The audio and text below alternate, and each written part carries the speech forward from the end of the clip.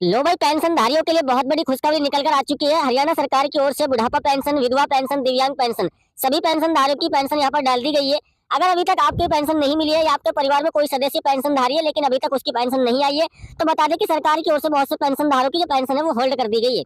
उनको तब तक लाभ नहीं मिलेगा जब तक वो उन कामों को नहीं करेंगे जो काम सरकार की ओर से बताए गए थे। जिन अपडेटों को उनको सुधारना चाहिए, जो बार बार उन गलतियों को कर रहे हैं, जो उनको नहीं करने चाहिए, तो सरकार की ओर से उनके ऊपर पैनी नजर बनी हुई है और उन लोगों की यहाँ पर पेंशन कटने का खतरा भी बना हुआ है। क्योंकि बहुत से लोग इस योजना का जो गलत तरीके से फायदा ले रहे हैं। अगर आप यहाँ पर पात्र हैं तो आपको घबराने की जरूरत नहीं है। फटाफट उन अपडेटों को ठीक कर लीजिए जिनकी वजह से आपकी पेंशन के ऊपर कोई प्रभाव ना पड़े और आपको लगातार इस योजना का लाभ मिलता रहे।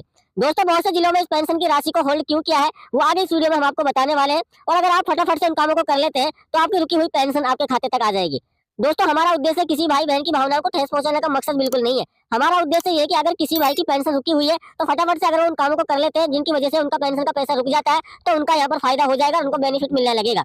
तो चले दोस्तों, एक एक करके आपको वो जानकारी बता देता हूँ जिसकी वजह से आपकी पेंशन होल्ड हो गई है और उस होल्ड पेंशन को आप कैसे अपनी बैंक में लेंगे और कैसे आपको आगे तक पेंशन में कोई दिक्कत ना आए। इसीलिए आप जल्द से जल्द उन कामों को कर लीजिए। तो चले दोस्तों, वीडियो को स्टार्ट करता हूँ। इस प्रकार की योजनाओं की डेली की अपडेट पाने के लिए चैनल के साथ जरूर जुड़ जाइए। वीडियो को लाइक कर दें और चैनल को सब्सक्राइब कर दें, क्योंकि आपके लाइक और सब्सक्राइब से हमें दोस्तों आपके लिए हर दिन वीडियो बनाने की प्रेरणा मिलती है। कमेंट बॉक्स में जरूर बताकर जाना आपकी पेंशन आई है कि नहीं आई है, हम आपकी पूरी पूरी हेल्प करने की कोशिश करेंगे। तो सबसे पहले हम बात करें पेंशन के बारे में, चाहे विधवा पेंशन हो, चाहे दिव्यांग हो, चाहे बुजुर्ग पेंशन हो। दोस्तों, इस पेंशन में बढ़ोतरी कर दी गई थी सरकार की ओर से 3,000 रुपए से 3,500 रुपए इस योजना की राशि को जो बढ़ाकर सरकार ने कर दिया। ये भी बड़ी राहत उन परिवारों को दी थी जितने भी पेंशनधारी हैं।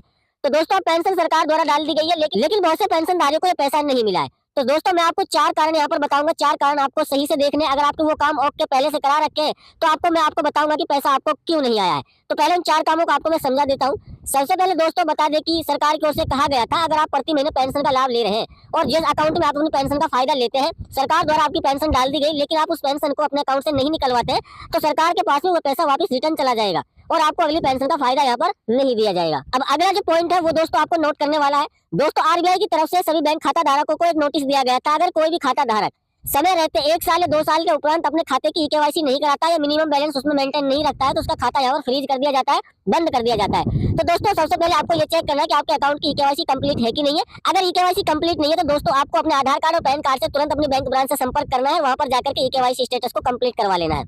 अगले काम की हम बात करें दोस्तों, यहाँ पर सरकार द्वारा ये पैसा डीबीटी के माध्यम से डाला जाता है। आपको अपने बैंक ब्रांच में डीबीटी को इनेबल करा लेना है।